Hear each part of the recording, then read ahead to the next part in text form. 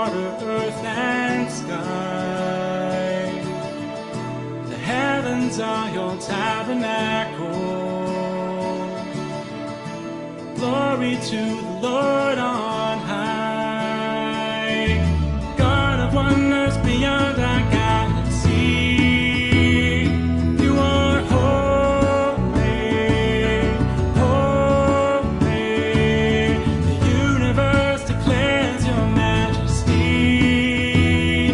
You are holy, holy, Lord of heaven and earth, Lord of heaven and earth.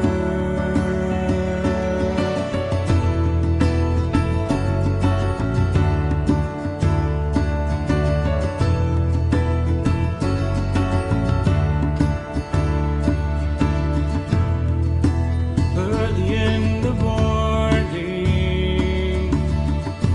I will celebrate the light.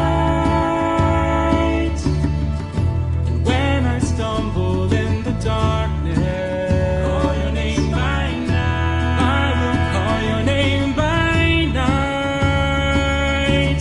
God of wonders beyond our galaxy. You are holy, holy. The universe declares your majesty. You are holy, holy, Lord of heaven and earth, Lord of heaven and earth, Lord of heaven and earth, Lord of heaven and earth. Hallelujah to the Lord of heaven and earth. Voilà, Yorana tout le monde. Je vais laisser un peu la musique. Je vais commencer par une prière, hein, pendant que la chanson se passe. Seigneur mon Dieu Tout-Puissant, je te remercie encore pour ta grâce. Je te remercie de nous avoir réunis encore aujourd'hui. Seigneur, nous sommes ici encore pour comprendre et étudier ta parole. Merci encore pour toutes choses. Que ton nom soit glorifié. Sois avec nous durant cette heure d'apprentissage, d'éducation de ta part. Merci. Que ton Saint-Esprit aussi puisse m'aider à bien partager ce que tu as mis sur mon cœur dans le nom de Jésus-Christ. Amen. Voilà. Voilà. Voilà. Bienvenue à tout le monde. Je vais prendre mes notes un peu. Bienvenue à tout le monde et bienvenue Mela, Nadia, hey Pasteur Nicolas, Yorana. Merci Père pour le culte de ce matin. C'était quand même bien. Le message que tu as apporté était super aussi. Hein, voilà. Merci. Hein. Voilà. Donc aujourd'hui, ce qu'on va faire, c'est qu'on va on va continuer notre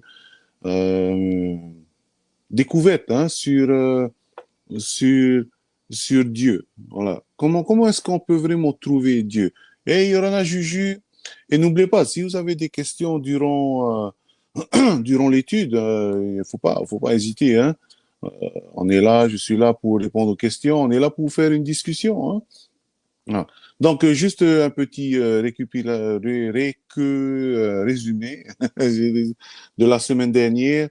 La semaine dernière, qu'est-ce qu'on avait vu? On a étudié un peu près que il y avait un homme, en fait, attendez, je prends mes notes, hein.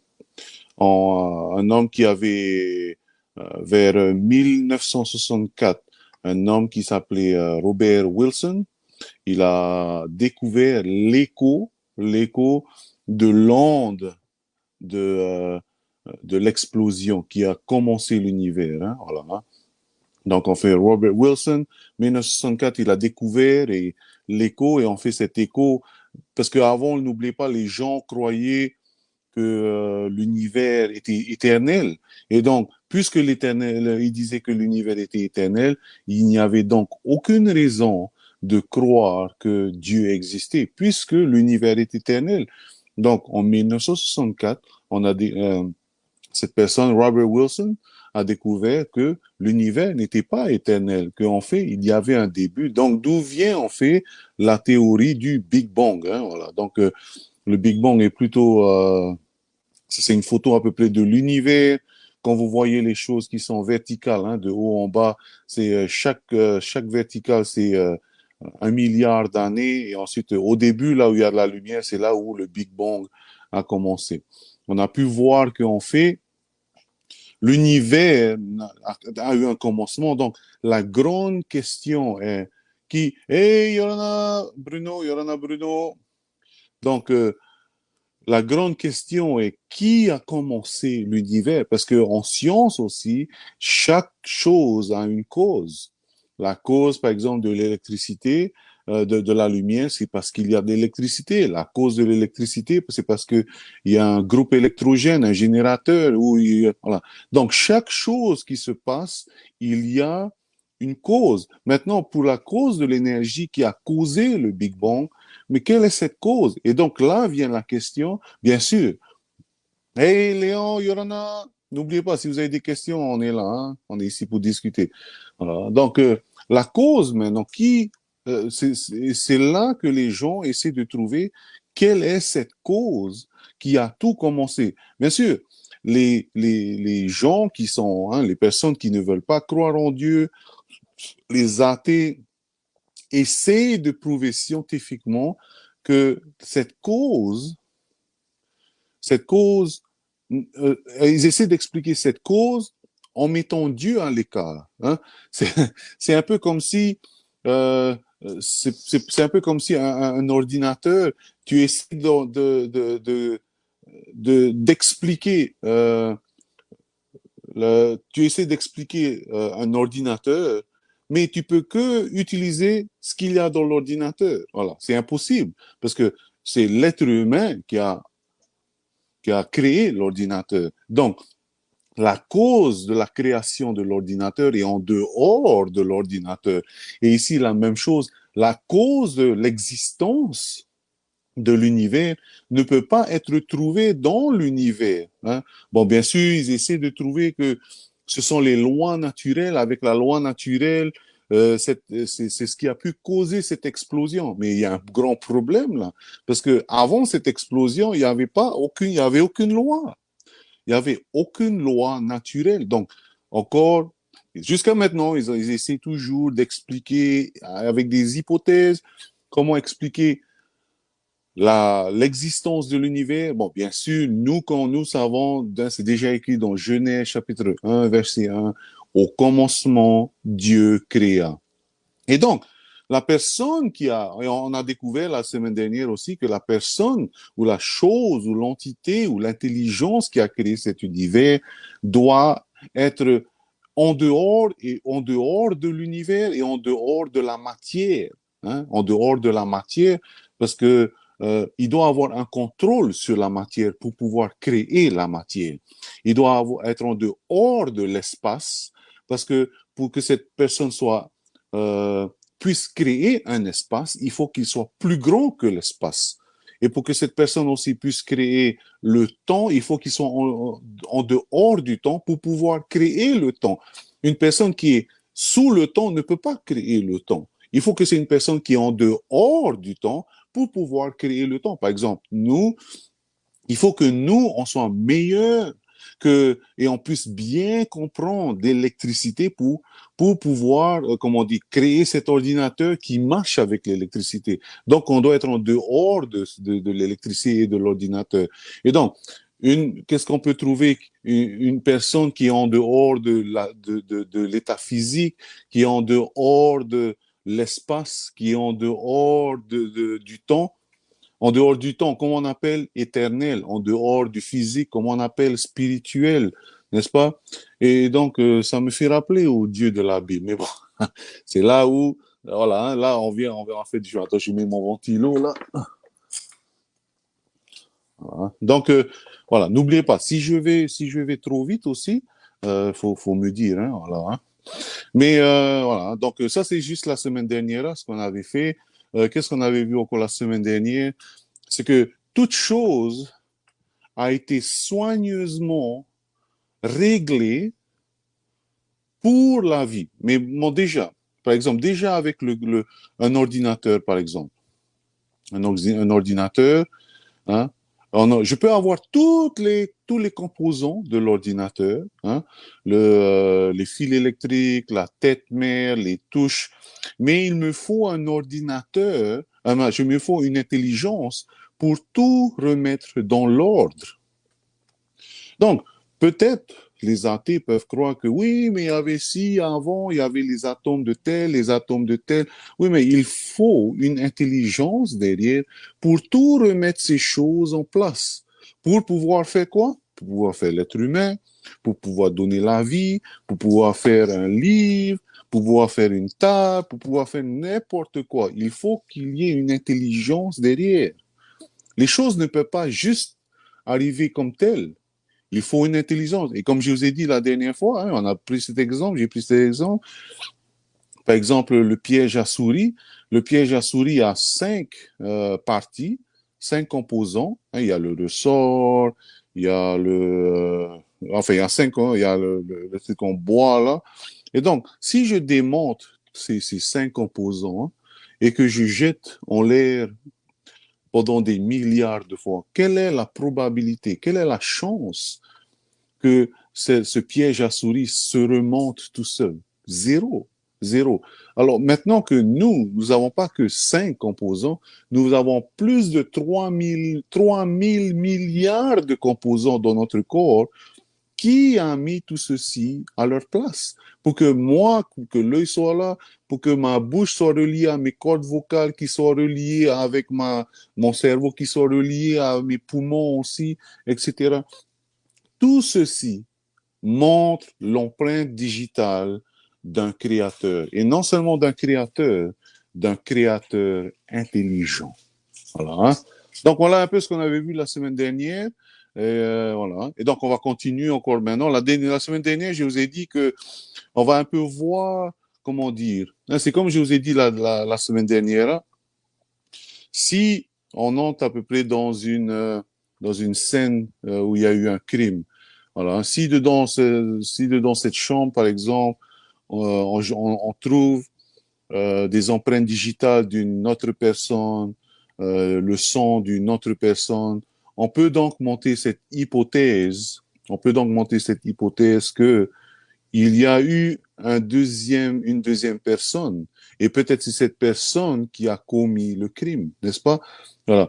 Maintenant, quand on regarde l'univers, et c'est ce qu'on va expliquer un peu aujourd'hui, quand on regarde l'univers, cette intelligence, c'est un indice qu'il y a il y a un être plus intelligent que nous. Parce que la science, en fait, qu'est-ce que c'est? La science ne peut pas tout faire. La science peut expliquer, mais la science ne peut pas tout faire. Voilà. Et donc, par exemple, ce qu'on va faire aujourd'hui, ce sont des études que la science a découvert de ce que Dieu a fait encore. Et ces choses, en lisant et en relisant ces choses, je suis toujours émerveillé par ces choses. Hein. Et donc aujourd'hui, je vous ai dit qu'on va étudier, on va regarder un peu aussi selon comment ça s'appelle déjà, le système solaire. Voilà. Hein. Vous connaissez bien le système solaire. Voilà. Hein. Le système solaire, c'est ça. Donc n'oubliez pas. Bon, ce que j'ai appris à l'école, c'est que le système solaire a 9 planètes. Au milieu, bien sûr, il y a le Soleil et toutes les autres planètes tournent autour du Soleil. Donc, le mot en fait gravite. Parce que le Soleil a une force comment on dit en français déjà? Je sais plus en français comment il faut dire. Voilà, donc 9 planètes et donc une bonne phrase pour trouver les 9 planètes en ordre. C'est la phrase qui dit mon vieux théâtre. Hey, Manouiti, ça va, bienvenue. Je viens juste de commencer il y a 15 minutes. Mon vieux théâtre me joue souvent une nouvelle pièce. Voilà, hein, si tu voulais trouver les 9 planètes, voilà, mon vieux théâtre gravitationnel, exactement, merci. Mon vieux théâtre me joue souvent une nouvelle pièce. Donc, mon pour Mercure, vieux pour Vénus, théâtre pour Terre, Mars joue Jupiter, souvent Saturne, souvent Uranus, nouvelle Neptune, pièce Pluton. Voilà, mon vieux théâtre me joue souvent une nouvelle pièce. Hein. Ah, donc, le système solaire, voilà un peu. Hein. Nous sommes tous dans un système solaire, mais bon, dans le système, dans notre système solaire et aussi dans une galaxie. Et notre galaxie s'appelle la Voie lactée. Hein.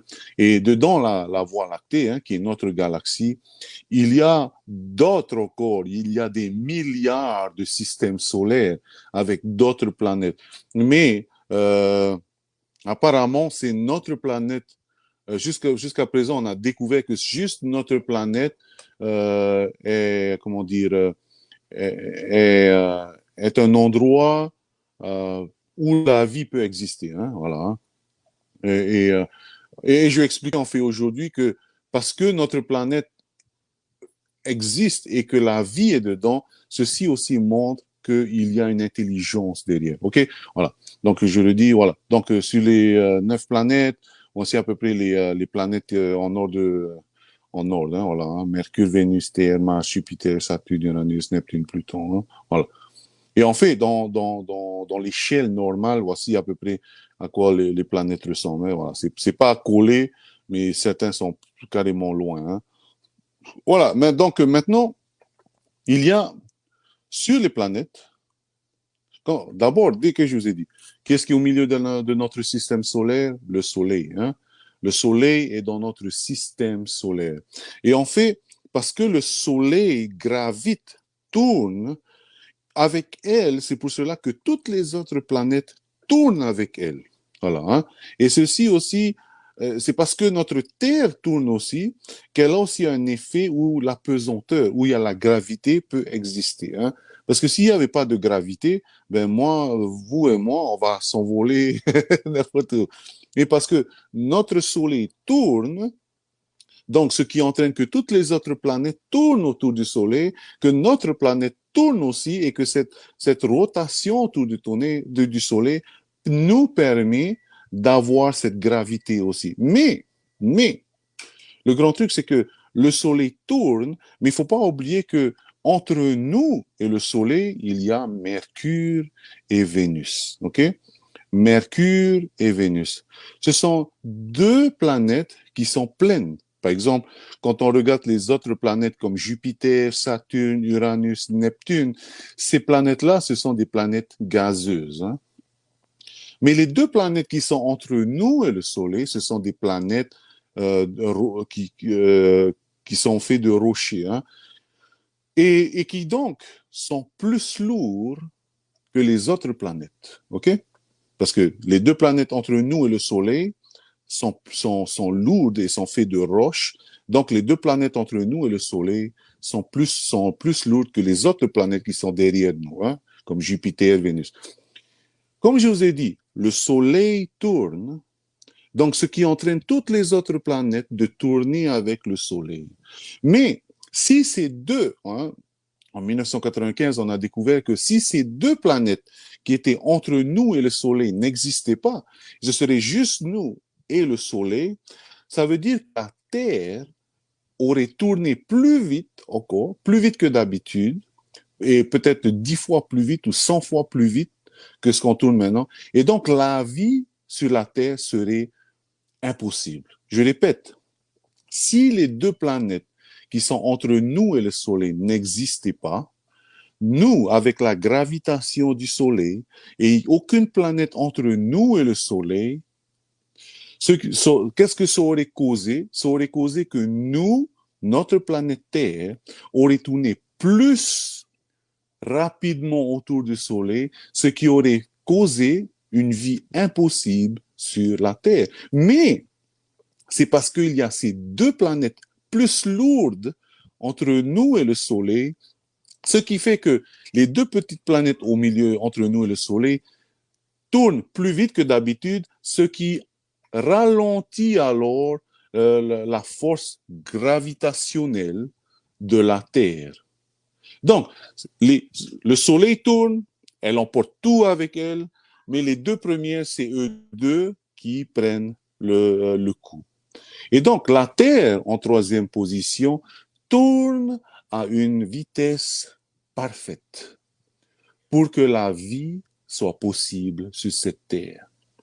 Je ne sais pas si vous voyez, et que moi, je suis émerveillé. Et pour que quelqu'un pense à ceci, nous prouve qu'il y a une intelligence, déjà. Ça, c'est la première chose, OK? La, la position des deux planètes entre nous et le Soleil. Bien sûr, on sait que notre distance maintenant entre le Soleil et la Terre, si la Terre était plus proche du Soleil, nous allons être brûlés. Si on était plus loin que juste un pouce plus loin que le Soleil, on aurait refroidi. Mais la Terre est à l'endroit exact du Soleil, avec les deux planètes qui prennent la force gravitationnelle du Soleil pour que nous, on tourne à la vitesse parfaite pour que la vie soit possible. Maintenant, comme je vous ai dit la semaine dernière, dans l'univers, il y a bien sûr des gros rochers qui viennent comme des astéroïdes, hein, comme des astéroïdes. Et donc, ce sont les grosses planètes, comme vous allez voir, les autres planètes qui sont derrière nous, comme Jupiter, par exemple, comme Saturne, qui sont plus grosses, comme un Jupiter qui est la plus grosse, en fait.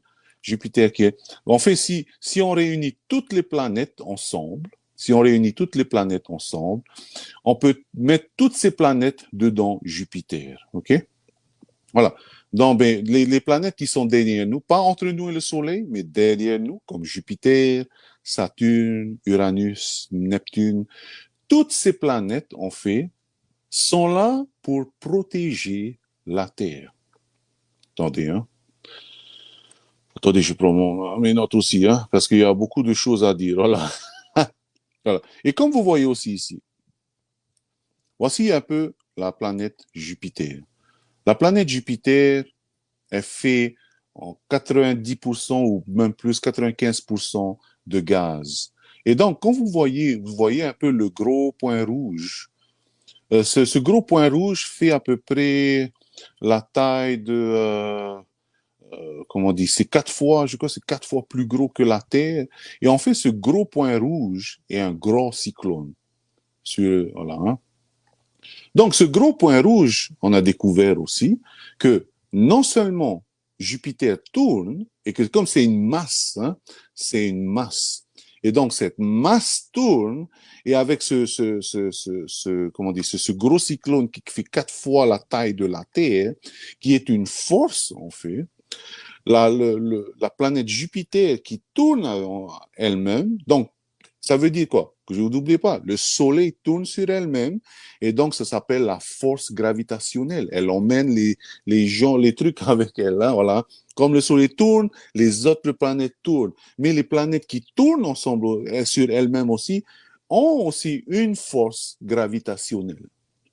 Et donc, Jupiter, qui est une grande planète, elle, qu'est-ce qu'elle fait graviter avec elle? Ben, tous les astéroïdes qui pointent sur la Terre.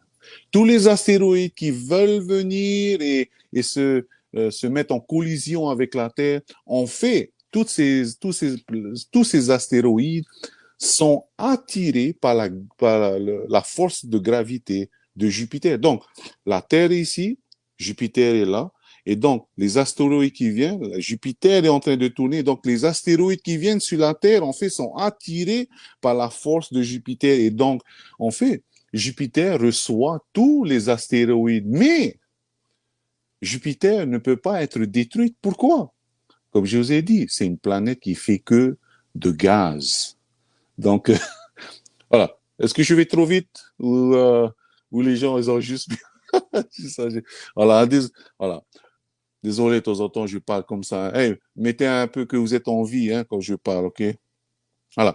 Et donc, derrière Jupiter, bien sûr, il y a Saturne. Attends, voilà, Saturne, il y a Uranus. Ce sont aussi comment dire, des planètes gazeuses, OK?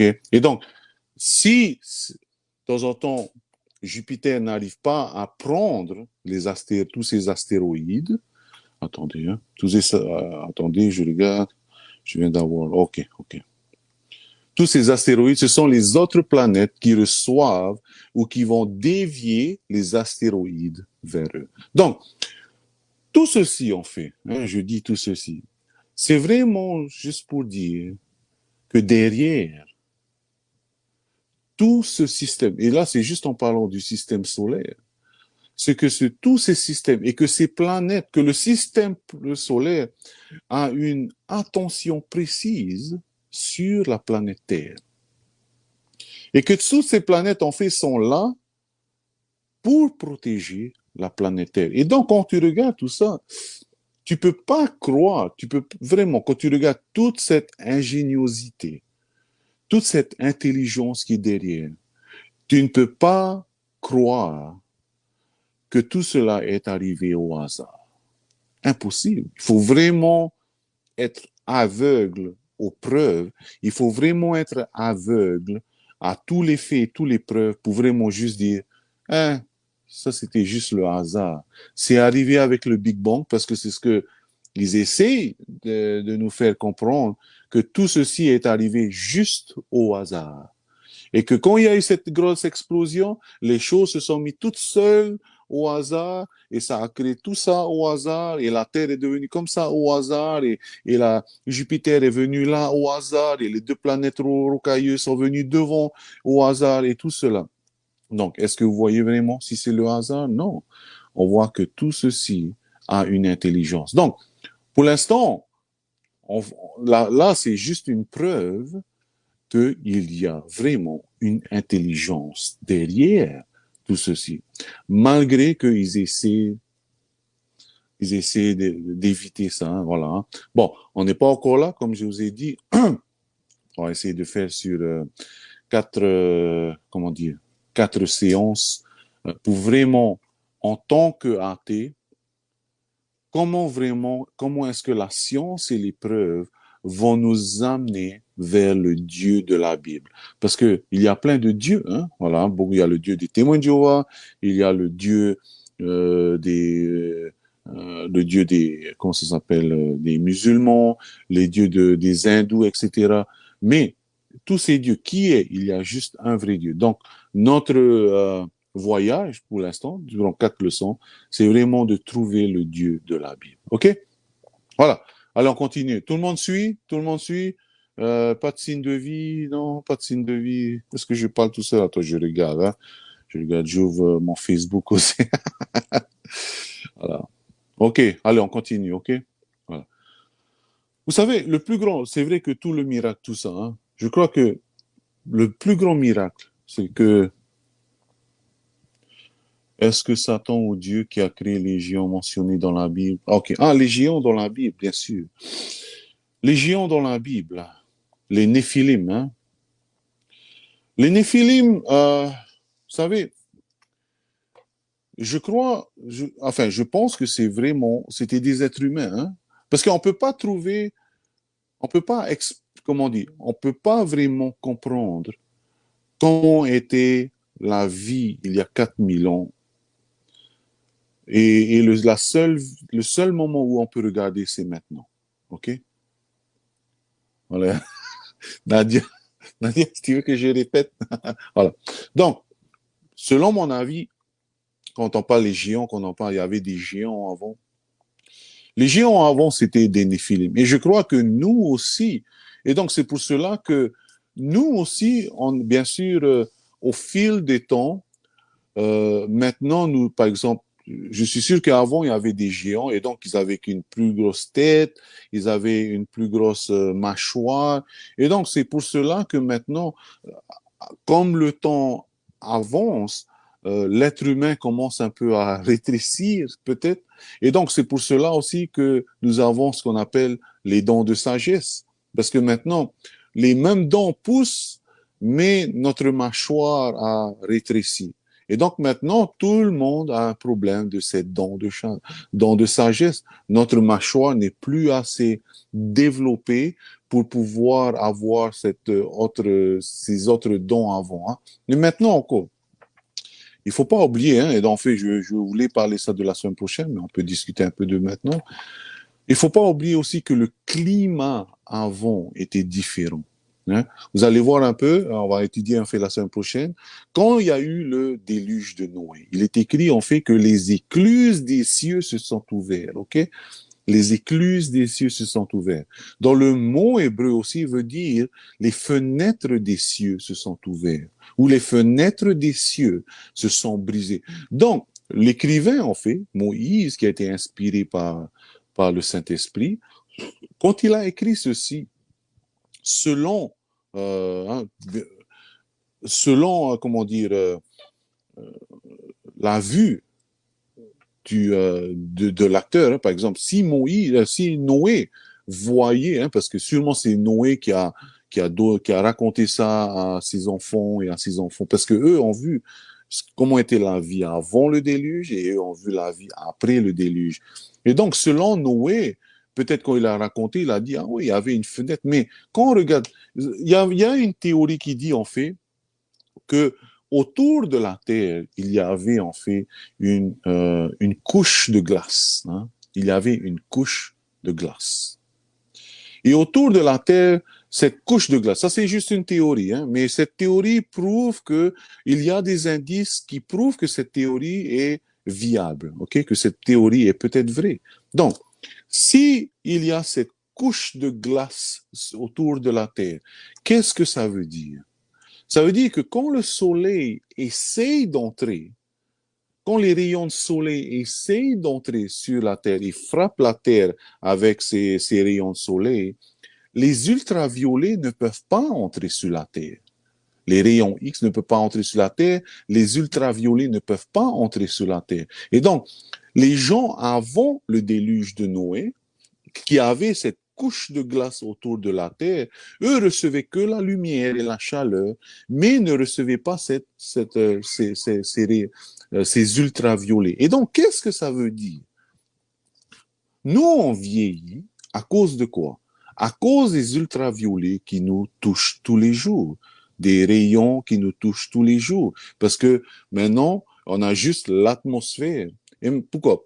Mais les rayons ultraviolets ne vont pas dans l'eau. Et donc, s'il y a cette couche de glace autour de la planète Terre, les gens donc avant, qui ne recevaient pas les rayons X et les rayons ultraviolets, eux vieillissaient plus lentement avant le déluge. Et donc, c'est peut-être pour cela que les gens avant qui mangeaient euh, plus mieux, vivaient aussi plus longtemps. Et donc, c'est pour cela que dans la Bible, quand on voyait, il y avait des gens qui atteignaient 900 ans ou des autres, des 900 ans, 800 ans. Le plus âgé, c'était Methusalem, 969 ans. Et donc, faut pas oublier aussi que Dieu a créé Adam et Ève parfaits. Bien sûr, Adam et Ève a eu des enfants, etc. Et ensuite bien sûr, avec les enfants, a distribué ses gènes et gènes et gènes, etc. Il ne faut pas aussi oublier que dans ces gènes, il y a sûrement eu des gènes où les personnes étaient grands. Par exemple, euh, dans le sud du Soudan, hein, la taille moyenne, et jusqu'à maintenant, dans le sud du Soudan, la taille moyenne des personnes, je crois, c'est 1,95 m. Il y a des gens qui font toujours 2,30 m, 2,25 m, les femmes qui font 2 mètres. Voilà. Et donc, qu'est-ce qu'on appelle géant avant? Ouais, je suis sûr qu'il y avait des géants. Dieu a créé tous les géants. Le diable ne peut pas créer. Il faut savoir que le diable ne peut pas créer. Le diable ne peut corrompre, peut-être, mais le diable ne peut pas créer. Nous ne pouvons pas créer. Le diable et les créatures ne peuvent pas créer. Voilà. Donc, les géants avant qu'on appelait les Néphilim, voilà, désolé pour cette longue explication, mais les géants qu'on appelait les Néphilim, ce sont peut-être, c'était des descendants d'Adam qui vivaient sous de meilleures conditions climatiques, avec de meilleures nourritures, et eux, sûrement, c'est, voilà, hein, on grandit, voilà. Voilà. Ça, comme je t'ai dit, Bruno, ça, c'est mon opinion, hein. Donc, hein, si vous entendez les ambulances derrière, les feux d'artifice, comme c'est le 4 juillet chez moi bientôt, la fête de l'indépendance, ne vous alarmez pas, c'est pas des coups de feu, hein, c'est juste des feux d'artifice, ok? Allez, on continue. Tout le monde me suit ou voilà. Donc, on a vu, hein, ce qu'on vient de dire, c'est que les planètes ont fait la façon dont les planètes ont été mises en place, la façon dont les planètes, on apprend, les façons dont la planète, merci Nadia, la façon dont les planètes ont été mises en place, la façon dont les planètes ont été mises à tel endroit sont là pour le bien-être de la planète Terre. Et pour que Dieu, et pour que cette ingéniosité soit en place, il est impossible de dire que ceci est à juste arrivé au hasard. Impossible. Il faut vraiment être aveugle et se dire, il faut vraiment mettre ton intelligence de côté et dire non, non, non. Mon monsieur à l'école, il a dit c'est comme ça. Je sais que c'est pas logique, mais c'est ce qu'il m'a dit. Il faut vraiment mettre voilà, son intelligence de côté pour juste pour dire ceci. Voilà. Voilà, on va rentrer dans quelque chose un peu plus difficile maintenant. non, non, non, pas trop difficile. Aussi difficile peut-être, ok? Je vais terminer par ceci pour montrer l'ingéniosité, ok? Et que vraiment l'ingéniosité, le réglage de l'univers, le réglage de la Terre ne peut pas être accompli avec le hasard. Impossible, impossible. Donc, on va juste parler des atomes. Voilà, des atomes, ok? Tout le monde sait c'est quoi des atomes? Je suis sûr peut-être que Manoïti sait ce que c'est des atomes. Il vient juste d'avoir son bac, donc c'est tout frais dans sa tête. Pas bien comme les gens comme nous, hein. Ça fait, tu sais, vous savez, de temps en temps, ça me fait du mal quand je dis. Ah oui, quand j'étais à l'université, au lycée, ça fait plus de 20 ans. Hein. Ça fait plus de 20 ans. Hein. Voilà. Et en plus, par exemple, par exemple, ici à Los Angeles, de temps en temps, ça me fait drôle quand je parle de la Coupe du Monde de football en 1994. Il y a des gens qui disent, mais j'étais pas encore né. Je suis si âgé que ça. Enfin, comparé à d'autres, oui. Comparé à d'autres, non. Hein. Voilà. Voilà. Donc, les atomes, qu'est-ce que c'est des atomes? Nous sommes, le monde en fait est composé d'atomes. Hein. Par exemple, ce stylo c'est composé d'atomes. Nous sommes composés d'atomes. L'eau est composée d'atomes. L'air est composé d'atomes. Et tout ce qu'il y a, en fait, c'est fait d'atomes. En fait, ce sont des choses très, très minuscules qui sont mis ensemble et ensuite qui font le corps de l'être humain. Par exemple, l'eau, ce sont tel ou tel atome qui se mettent ensemble. Donc, aujourd'hui, on va voir les atomes. Et que derrière même la chose la plus petite de l'univers, il doit y avoir une intelligence derrière pour mettre ces choses en place. OK? Donc, bien sûr, attends, je vais vous montrer. L'atome, c'est comme ça. Donc, l'atome, on fait au milieu de l'atome, il y a ce qu'on appelle le nucléus, hein, comme un peu la perle. Hein. Au milieu de l'atome, il y a le nucléus. Donc, le nucléus, en fait, est composé de deux choses, de protons et de neutrons. OK? Et ensuite, autour, ce qui gravite autour du nucléus, ça s'appelle l'électron. OK? Donc, au milieu, ça c'est un atome, ça c'est un atome. Donc, chaque atome, il y a ça. Au milieu du nucléus, il y a le neutron, il y a le proton, et il y a l'électron qui tourne autour du nucléus. Et tous ces trois forment un atome. Par exemple, je vous donne un exemple. L'atome de l'oxygène, par exemple, ok? L'atome de l'oxygène. L'atome de l'oxygène a, comme vous vous souvenez au début, ce que je viens juste de vous montrer, au milieu, ça s'appelle le nucléus. Ce qui tourne autour du nucléus s'appelle l'électron. Mais pour que l'atome de l'oxygène soit possible, il faut qu'il y ait 8. Et n'oubliez pas, le nucléus est composé de protons et de neutrons. Donc, pour qu'il y ait quelque chose qui se passe, là c'est l'atome de l'oxygène. Pour que l'atome de l'oxygène soit créé, il faut qu'au milieu, le nucléus soit composé de quoi? De 8 protons et de 8 neutrons et de 8 électrons. Voilà. Ça, c'est l'oxygène.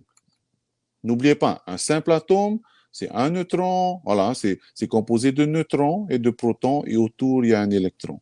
Maintenant, pour l'oxygène, il faut 8 électrons, 8 protons et 8 neutrons. Voilà. C'est logique, c'est normal, c'est comme ça. Tout le monde, chaque chose dans notre vie est composée d'atomes. Et ce que je viens de vous montrer là, ça, c'est l'atome de l'oxygène. OK? Maintenant, l'atome de l'oxygène aussi, de l'oxygène. Maintenant, il y a un autre atome que je voulais vous montrer. Ceci est l'atome de l'hydrogène. L'atome de l'hydrogène n'a pas de neutrons. Il a juste un proton et un électron. Voilà. Qui a créé ça? Je ne sais pas. C'était déjà comme ça. Maintenant, quand tu mets deux atomes, voilà, l'oxygène, voilà, et attends, un autre encore, ça, c'est l'atome du carbone, ok? Ça, c'est l'atome du carbone. C'est composé de 6 électrons, 6 protons et 6 neutrons, ok? Donc, oxygène, c'est 8, 8, 8. Carbone, c'est 6, 6, 6. Maintenant, quand tu as un atome de carbone avec deux atomes d'oxygène, ça donne, comme on appelle, du dioxyde de carbone. Donc, on fait l'air qu'on respire, s'appelle le dioxyde de carbone. Maintenant, comme je vous ai dit, ceci est l'oxygène, ceci est le carbone. Il faut qu'il y ait deux comme ça et un comme ça pour pouvoir faire le dioxyde de carbone, pour pouvoir faire l'air qu'on respire. Maintenant, ces choses, qui a mis 8 protons là, 8 neutrons et 8 électrons? Qui a mis ceci? Pour que nous, on puisse respirer. Parce que s'il y a juste le carbone, on va étouffer. Si tu donnes du carbone juste à ton enfant, il pourra pas respirer. Il va étouffer, hein, il va suffoquer et il va commencer, ou sinon il va commencer à contracter des maladies. Donc il faut qu'il y ait un dioxyde d'oxygène et un de carbone. Et on fait, et le carbone a été composé de tel, l'oxygène a été composé de tel. Il faut que ces deux comme ça s'associent avec un comme ça pour que moi je puisse respirer. Il faut une ingéniosité derrière pour que ces choses s'accomplissent. Ces choses ne peuvent pas s'accomplir au hasard. On va donner un dernier, ok? Juste un dernier. Voilà, ces choses. Désolé. Ces choses, ça m'émerveille. C'est pour ça que j'arrive, enfin, j'aime partager. Hein. Si c'est un peu trop lourd, il faut me dire, ok? Mais ces choses m'émerveillent parce que ces choses me montrent que l'intelligence de Jésus, l'intelligence de Dieu est derrière. Et il a tout fait. Il a mis 8 protons, 8 neutrons et 8 électrons pour pouvoir faire l'oxygène. Ah! Mais il a fait aussi le carbone là. Et il a dû les mettre ensemble pour que moi, je puisse respirer. Et qu'est-ce qu'il a fait encore? Il a fait aussi, ça c'est l'hydrogène, ok? L'hydrogène. L'hydrogène, un électron, un proton. Et comme je vous ai dit, l'oxygène, 8 électrons, 8 protons. Et quand tu mets deux comme ça, avec un comme ça te donne ce qu'on appelle H2O. H2O. Donc, qu'est-ce que ça veut dire? C'est l'eau. H2O, c'est l'eau. Il faut qu'il y ait un atome d'hydrogène avec deux atomes d'oxygène et que tout ça se rassemble pour qu'on puisse avoir de l'eau. Attends, qu'est-ce qu'il y a? Hey, Magrita, Yorona! Voilà. Donc, pour qu'il y ait cette ingéniosité derrière, pour pouvoir faire, non seulement pour mettre ces choses ensemble, mais pour que la vie soit possible. Je dis ces choses. L'oxygène, l'eau, ça a été mis ensemble pour que la vie soit possible. Attends, je lis là. Bon coup de fils ce soir. Très patient, Aïe, je vais faire un excellent. Trop tard, mais non, trop tard. Merci, Bruno. Mais, vous savez, j'étais nul en physique, hein, mais c'est que quand j'ai commencé à m'intéresser à la Bible que j'ai commencé à m'intéresser à l'astronomie, à la physique et à la science, en fait. Hein.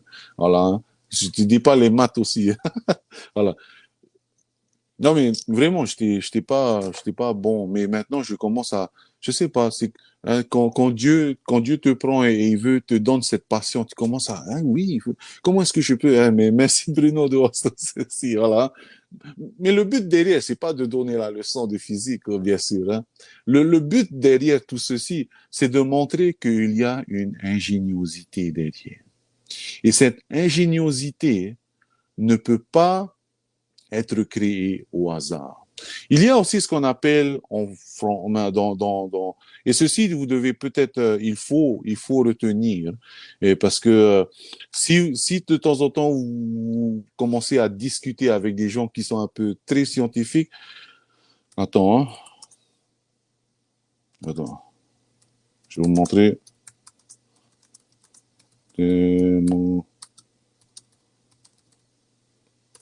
Voilà. En fait, c'est ceci, hein.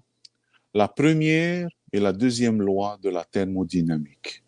Qu'est-ce que c'est?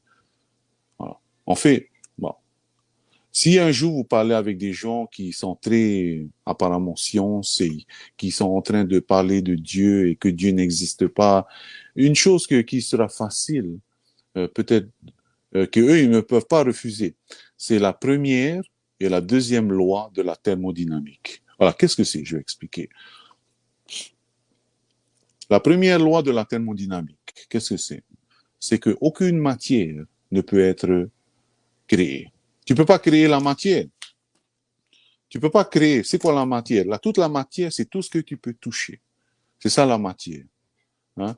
Le bois, le fer, le plastique, les fils, tout ça c'est la matière. La première loi de la thermodynamique, c'est que la matière ne peut pas être créée. L'homme, l'univers a la matière et personne ne peut créer. Oui, mais et le fer? Comment est-il fait? Ouais, le fer, tu as pris les atomes qui existaient déjà et que tu as fondu ces atomes et que tu as réuni ces atomes et maintenant ça fait un bout de fer. Mais les atomes et la poudre de fer existaient déjà. Tu n'as pas créé ces atomes de fer. Ces atomes existaient déjà. Donc c'est ça la première loi de la thermodynamique. OK? Première loi. Donc la grande question maintenant de la première loi de la thermodynamique, que rien ne peut être créé. La grande question est, qui a créé tout ça alors? Si la science, et c'est une loi scientifique, si la science te dit que rien ne peut être créé, comment est-ce que tout est arrivé alors? Où est cette force qui a créé tout ceci? Là, les scientifiques ne peuvent pas répondre. Oh, voilà, personne ne peut répondre. Si tu exclus Dieu de l'équation, si tu exclus Dieu de l'opération, excusez-moi, voilà. Où est-ce que ces choses arrivent? D'où est-ce que ça vient? Quelqu'un a dû créer tout ça. Voilà. La science ne peut que expliquer ces choses, mais la science ne peut pas trouver l'origine de ces choses. Si il te dit, oui, mais l'origine, c'était... Non, non, impossible. Le Big Bang même, quand tu vois, si c'est scientifique, même le Big Bang, ce n'est pas scientifique parce que la première loi de la thermodynamique te dit rien ne peut être créé. Qui a créé tout ça? Maintenant, la deuxième loi de la thermodynamique, c'est quoi? Thermodynamique, qu'est-ce que c'est? D'où vient thermo? Ça veut dire chaleur, soleil. Dynamique, c'est la force. Hein? À cause de la force du soleil, la deuxième loi de la thermodynamique dit que toute chose se détériore. Toute chose se détériore. À cause de la chaleur du soleil, toute chose se détériore. Simple. Maintenant, qu'est-ce que ça veut dire? La première loi de la thermodynamique te dit que rien n'a été créé. La deuxième loi de la thermodynamique dit que toute chose se détériore. Donc, qu'est-ce que ça veut dire? L'évolution est impossible. Hein?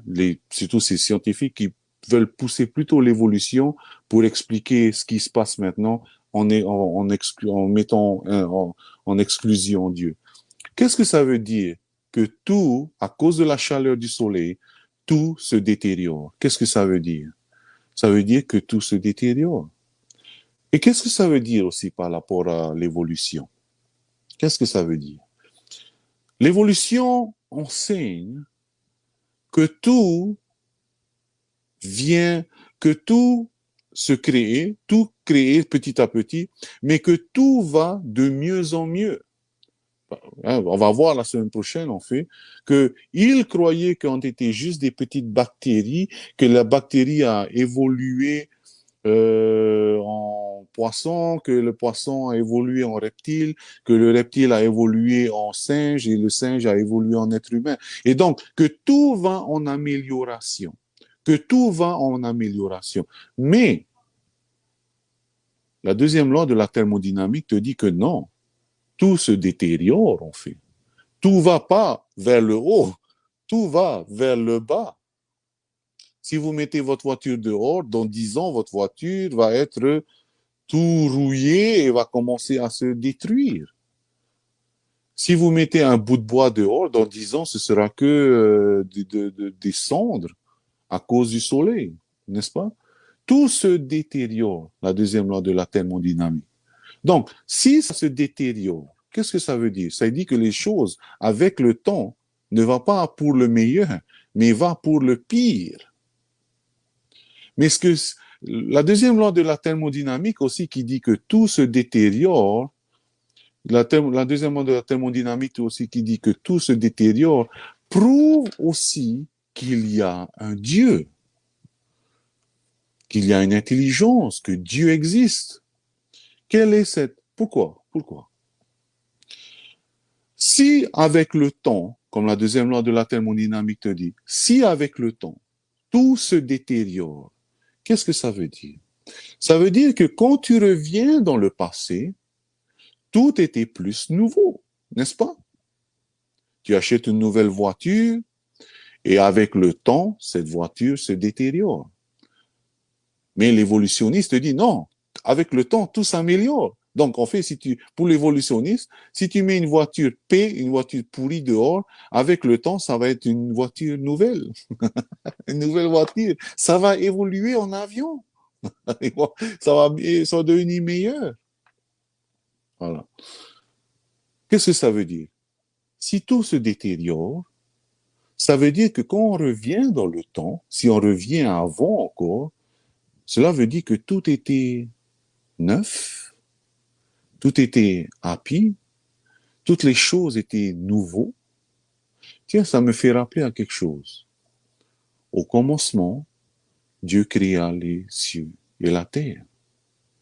Tout était nouveau. Il créa l'homme, le jardin d'Éden, il créa tout le monde, toutes choses. Bien sûr, c'est après que l'homme est tombé du péché, c'est là où le péché est entré. Et en fait, je pense que c'est là. Je crois que Dieu a créé l'homme pour que l'homme puisse vivre éternellement et être en communion. Voilà. Et le corps se détériore aussi. Hein? Le corps se détériore aussi. Je vais te montrer une photo de moi. Attends, vite fait. Hein? Attends, vite fait. Attendez. Je vais te montrer. Attendez. Une photo de moi dans 1000 ans. Juste pour te dire que moi aussi, je me détériore. OK? Attendez, où est-ce que je suis? Je trouve la photo de moi, là, dans 1000 ans. Attendez. Voilà moi maintenant.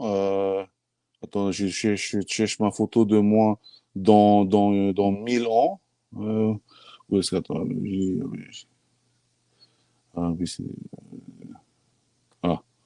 voilà. Voilà. Même le corps se détériore. Voici moi maintenant. Voici moi dans 1000 ans. Voilà. Voilà, ça c'est moi dans 1000 ans. Je me détériore aussi. Désolé, c'est une blague, bien sûr. Mais bon. Mais, Dieu a dit que je vais vous donner un nouveau corps. Un corps incorruptible pour le chrétien.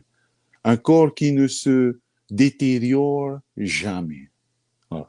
Ce corps se détériore, hein. Regardez votre photo il y a 15 ans, regardez votre photo maintenant, il y a bien une détérioration. Hein. C'est pas pour juger les gens, mais je vous dis, hein, c'est ce qui se passe, ok? Voilà. Maintenant, juste pour voir, ok. Voilà. Bien sûr, les scientifiques qui ne croient pas en Dieu essaient toujours de trouver l'explication de cet univers en excluant Dieu. Et donc, ils arrivent à des théories qui expliquent tout en excluant Dieu. Et bien sûr, la théorie, bien sûr, célèbre, c'est la théorie de l'évolution. Hein. Bien sûr, la théorie de l'évolution, comme vous savez, a commencé avec Charles Darwin. Ok, Charles Darwin. C'est drôle, hein, Charles Darwin. Charles Darwin. Charles Darwin était un adventiste, en fait. Mais je crois qu'il a commencé à se rebeller parce que sa fille de 10 ans est morte, en fait. Et donc, c'est à ce moment-là qu'il a commencé à être fâché, hein, fâché après Dieu. Il a même écrit dans ses mémoires que il voulait plus entendre parler de Dieu. Et donc, c'est là, en fait, qu'il a voulu expliquer tout ce qu'il y a, la nature, en excluant Dieu. Voilà. Mais ça, on va voir ça la semaine prochaine. Comme je vous ai dit aujourd'hui, l'ingéniosité que derrière, il y a une grande, immense intelligence. Et vous savez quel est le plus grand miracle? Et que ce créateur du plus grand, de cette intelligence que nous, on peut à peine expliquer, même pas créer, même pas avoir l'idée, on peut à peine expliquer le créateur de tout cet univers s'est fait homme et est venu sur terre. C'est ça le plus grand miracle. C'est que lui, ce grand créateur, est venu sur cette terre. Il s'est fait homme. Et de temps en temps, on est là. Et en plus, ce grand créateur, maintenant, nous a adoptés. Il a juste dit, mets-moi comme ton roi et sauveur. Et voilà. Voilà. Écoutez, je suis désolé si aujourd'hui c'était un peu difficile à comprendre. J'ai essayé de, voilà. Hein. Mais j'espère que l'idée était là qu'il y a un Dieu derrière et qu'on ne peut pas rien expliquer sans Dieu. Voilà. La semaine prochaine, voilà, petit à petit, on commence à s'avancer et notre but, bien sûr, c'est de trouver que le Dieu de la Bible est le vrai Dieu et qu'en fait la Bible montre que toutes ces choses scientifiques peuvent être expliquées à cause du Dieu de la Bible. OK? Voilà, hein? Merci à tout le monde. Pas difficile. Ah, pas difficile. Aïe, je vais terminer par une prière et ensuite on va terminer. Je vais terminer par une prière et je vous souhaite une bonne semaine. Hein? Et n'oubliez pas, quand vous regardez dehors, regardez le soleil, regardez toutes choses et yes, Seigneur, et quelle ingéniosité. Parce que la prière n'est pas seulement demander ce que tu veux. La prière est aussi lui rendre gloire, le remercier et enfin ouvrir ton cœur. Ça aussi, c'est la prière. Et donc, ces leçons qu'on fait, c'est vraiment pour montrer à quelle cette ingéniosité de Dieu, de Christ qui est venu sur terre. Maintenant, on a plus de vocabulaire pour le remercier et pour le donner louange. Hein. Voilà. Allez, je vais terminer par une prière et que passez une bonne semaine et on se retrouve à mardi. OK? Seigneur mon Dieu Tout-Puissant, merci encore pour ta parole et merci encore pour ta grâce. Merci pour ce temps que tu nous as donné. Merci encore de nous montrer à quel point tu es grand, immense et que même ces mots immenses ne peuvent même pas te décrire. Seigneur, je te demande humblement de nous pardonner chaque jour de notre vie. Humblement aussi, nous te demandons de prier, de nous garder et de protéger notre famille cette semaine. Gloire à toi, dans le nom de Jésus-Christ. Amen. Hey, maruru à vous tous, hein? Maruru à vous tous. Bonne semaine.